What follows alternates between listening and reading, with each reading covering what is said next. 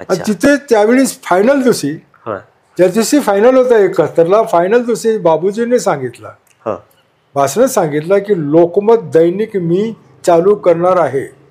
अच्छा, म्हणजे दैनिक मी चालू करणार आहे. आणि 22ला मी झालो मार्चला.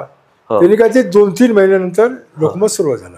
अच्छा, म्हणजे जवाहरलाल बाबूजीने ते तुम्हाला लक्षात, तुम्हाला पुरस्कार दिला, बक्षीस दिलं आणि तिथं त्यांच्या अगोदर 1 नंबर कुस्तीच्या अगोदर त्यांनी भाषण केलं. अच्छा, त्याच्या अगोदर हे केलं.